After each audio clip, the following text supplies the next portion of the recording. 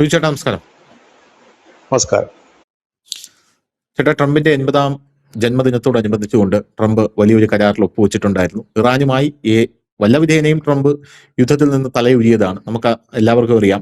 ആത്യന്തികമായിട്ടുള്ള വിജയം ഇറാന് തന്നെയായിരുന്നു എന്നുള്ള ഡിസ്കഷന് വളരെ ആധികാരികമായിട്ടെന്ന് ബിജു ചേട്ടൻ പറഞ്ഞതാണ്.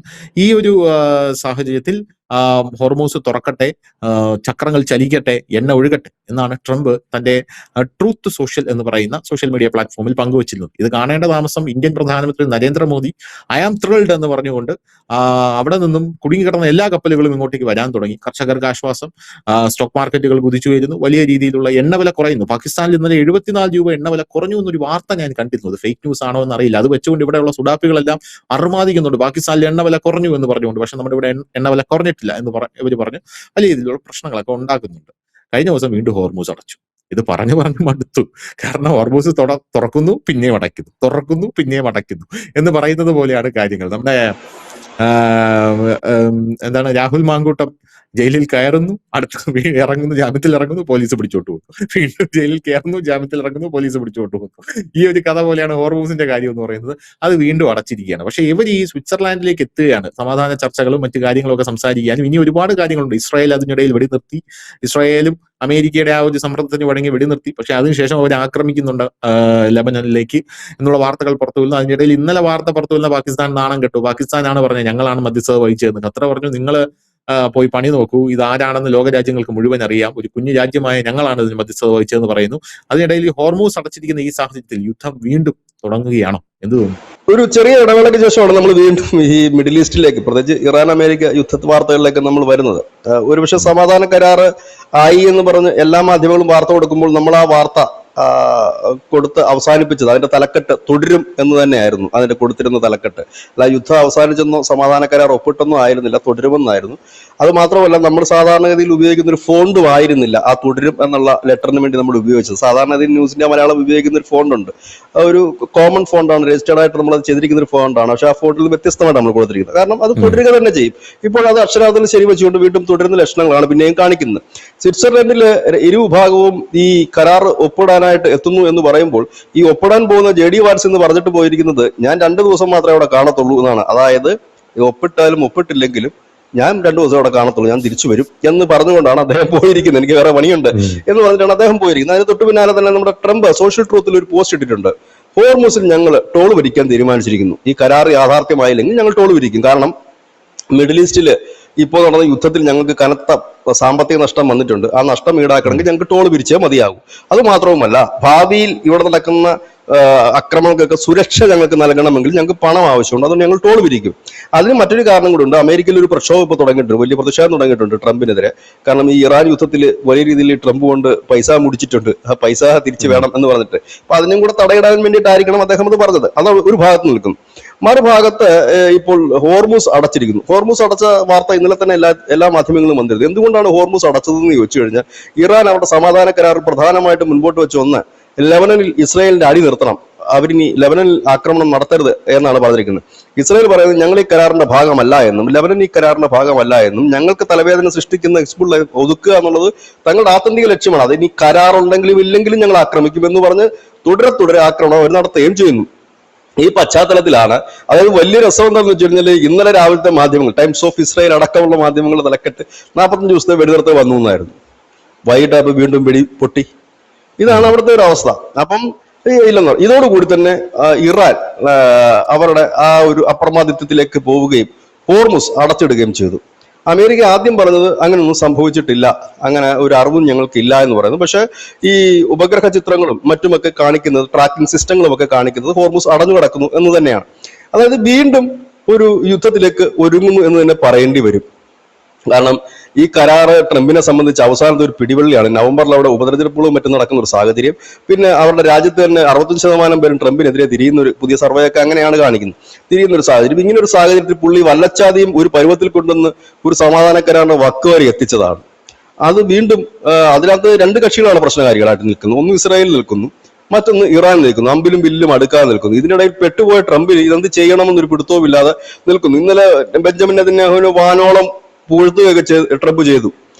എന്നിട്ട് പറഞ്ഞു തൽക്കാലം ലെബനനിൽ ഇതൊന്നും ചെയ്യരുത്, ഇനി എന്നിട്ട് അദ്ദേഹം അവസാനം പറഞ്ഞൊരു വാക്കുണ്ട്, ലെബനനിൽ അവർ ചെയ്യുന്നത് അവർക്ക് നിക്കക്കള്ളി ഇല്ലാത്തത് കൊണ്ടാണ് ഇസ്രായേലിന്, അങ്ങനെ അവർ ചെയ്തു കഴിഞ്ഞാൽ അവരോടൊപ്പം ഞങ്ങളും ഉണ്ടാകും എന്ന് തോന്നും. ഇതിനകത്തൊരു കാര്യം എനിക്ക് തോന്നുന്നു, ഈ സമാധാന കരാറ് തകരുകയാണെങ്കിൽ ആദ്യ സംഭവം നടക്കുന്നത് ലെബനനിലായിരിക്കും.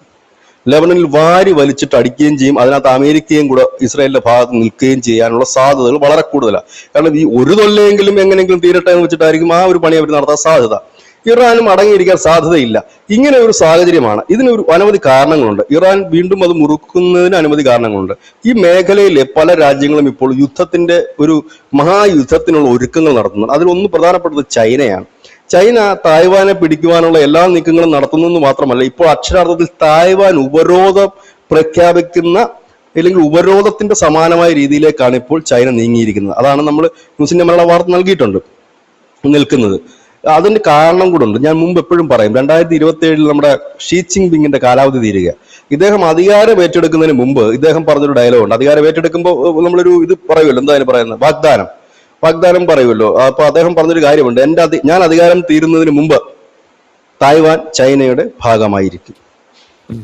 അപ്പൊ 2027 അദ്ദേഹം പടിയിറങ്ങുക. അപ്പൊ പടിയിറങ്ങുന്നതിന് മുമ്പ് അത് ചെയ്തു വെച്ചിട്ട് വേണം അദ്ദേഹത്തിന് പടിയിറങ്ങാനായിട്ട്. അങ്ങനെ ചെയ്തു കഴിഞ്ഞാൽ രണ്ട് കാര്യമുണ്ട്. ചരിത്രത്തിലെന്നും ഷീ ജിൻ പിങ്ങിന്റെ പേര് ഉയർന്നു നിൽക്കുക തന്നെ ചെയ്യും, ഇല്ലെങ്കിൽ അദ്ദേഹം ഒരു സ്ട്രോങ് ഭരണാധികാരിയാണ് എന്ന് മനസ്സിലാക്കുകയും ചെയ്യാം. അപ്പൊ അതിനുള്ള ഒരുക്കങ്ങൾ അദ്ദേഹം ഒരു വഴിക്ക് നടത്തുന്നു. മറുവഴിക്ക് റഷ്യ ഏത് നിമിഷവും തങ്ങളുടെ യുദ്ധം നാറ്റോ രാജ്യങ്ങൾക്ക് നേരെ നടത്തും എന്ന് സർജിലോക്കോ തന്നെ, അവരുടെ വിദേശകാര്യ മന്ത്രി, പ്രതിരോധ മന്ത്രി തന്നെ ഓപ്പണായിട്ട് പറഞ്ഞു കഴിഞ്ഞിരിക്കുന്നു, ഞങ്ങൾ അടിക്കും, ആണവായുധങ്ങൾ ഉപയോഗിക്കും എല്ലായിടത്തും എന്ന് പറഞ്ഞു കഴിഞ്ഞിരിക്കുന്ന ഒരു സാഹചര്യം. ഇതിനിടയിൽ മറ്റൊരു വില്ലൻ കൂടി കടന്നു വന്നിട്ടുണ്ട്, ഉത്തര കൊറിയ. ഈ ഉത്തര കൊറിയക്കെതിരെയാണ് ഇനി ട്രംപ് അടുത്ത നീക്കം നടത്തുന്നതെന്ന് ദക്ഷിണ കൊറിയ പ്രഖ്യാപിച്ചിട്ടുണ്ട്.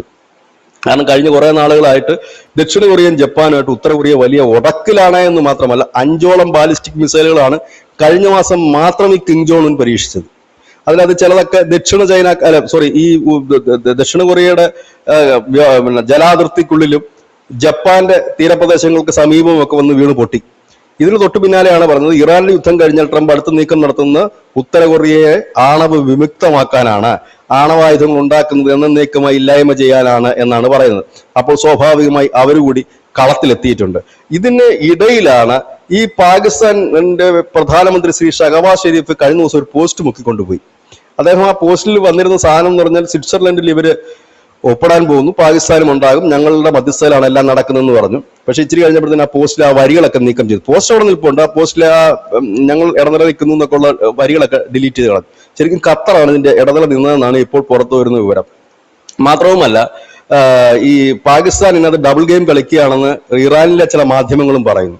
അതിനിടയിലാണ് ഇന്നലെ JD വാൻസിന്റെ ഒരു പ്രസ്താവന വന്നത്, പാകിസ്ഥാനിൽ മാധ്യമ സ്വാതന്ത്ര്യമേ ഇല്ല, അതുകൊണ്ട് തന്നെ അവിടുത്തെ വാർത്തകളൊന്നും നിങ്ങൾ വിശ്വസിക്കരുത് എന്ന് പറഞ്ഞുകൊണ്ട് ഒരു പ്രസ്താവനയും പുറത്തു വന്നു. അപ്പൊ ഏതായാലും ഒരു കാര്യം വളരെ ഉറപ്പാണ്, ഏതായാലും കാര്യങ്ങൾ മാറി മറിയുന്നു. വീണ്ടും യുദ്ധത്തിന്റെ കാർമേഘങ്ങൾ തന്നെയാണ് മിഡിൽ ഈസ്റ്റിൽ ഉരുണ്ടുകൂടുന്നത്. ഇനി അഥവാ സമാധാന കരാർ ഒപ്പിട്ടാൽ പോലും അതൊരു ശാശ്വതമായ കരാറായിരിക്കുമോ എന്നുള്ള കാര്യത്തിൽ സംശയമാണ് എല്ലായിടത്തും ഉയരുന്നത്. കാരണം ഈ ലെബനൻ ഇസ്രായേൽ സംഘർഷം ഇങ്ങനെ നിൽക്കുന്നിടത്തോളം കാലം അതൊരിക്കലും പ്രാവർത്തികമാകാൻ സാധ്യതയില്ലാത്തൊരു കരാറാണ്. ഇനിയിപ്പോൾ ഈ കരാർ ഒപ്പിടണമെങ്കിൽ ഇറാൻ മുമ്പോട്ട് വെച്ച പ്രധാനപ്പെട്ട ഡിമാൻഡ് ഇതായിരിക്കുമല്ലോ. ഇല്ലെന്നുണ്ടെങ്കിൽ ഇറാന് വലിയൊരു തുക അമേരിക്ക കൈമാറേണ്ടി വരും. അത് രഹസ്യമായിട്ടായിരിക്കണമെങ്കിൽ പോലും ഇറാന്റെ തടഞ്ഞു വെക്കപ്പെട്ട ഫണ്ടോ ഇല്ലെങ്കിൽ ഇത്ര കോടി രൂപയോ നിങ്ങൾക്ക് തരാമെന്ന് പറഞ്ഞു കഴിഞ്ഞാൽ ഒരുപക്ഷെ അതിൽ ഇറാൻ വീഴാനുള്ള സാധ്യതകൾ വളരെ കൂടുതലാണ്. കാരണം അവരെ സംബന്ധിച്ച് അതിന് വലിയ നേട്ടം കിട്ടുന്നൊരു കാര്യമാണ്. അങ്ങനെ എന്തെങ്കിലും ഒരു ഒരു അഡ്ജസ്റ്റ്മെന്റ് നടന്നാൽ മാത്രമാണ് ഈ സമാധാന കരാർ പ്രാക്ടിക്കലാകാൻ സാധ്യതയുള്ളൂ. കാരണം ഈ സമാധാന കരാർ 100% ഓക്കെ ആണെന്നുള്ള ലക്ഷണമൊന്നും ഈ JD വാൻസിന്റെ പ്രസ്താവനയിലുമില്ല, ശ്രീമാൻ ട്രംപിന്റെ പ്രസ്താവനയിലും ഇല്ല. ഇതിനകത്ത് ആരും ഒരു ഉറപ്പൊന്നും പറയുന്നില്ല. ഒപ്പിടാനൊക്കെ പോയിട്ടുണ്ട് എന്നുള്ളതാണ്. കാരണം ഇവരുടെ ചർച്ചയിലൊന്നും ആർക്കും ഒരു പുതുമയൊന്നുമില്ല. കാരണം ജനീവയിൽ ഇവർ ചർച്ച ചെയ്ത് കെട്ടിപ്പിടിച്ച് മാറിക്കിടന്ന് ഉറങ്ങിയതാണ്, എല്ലാ പ്രശ്നങ്ങളും തീർന്നു, എല്ലാം ഓക്കെയാണ്. നമ്മൾ പിറ്റേ ദിവസം രാവിലെയാണ് പണി നടന്നത്. അപ്പൊ അതുകൊണ്ട് അതിനകത്തൊന്നും ആർക്കും അത്ഭുതമൊന്നുമില്ല. ഏതായാലും നമുക്ക് കാത്തിരിക്കാം കുറച്ച് സമയം കൂടി.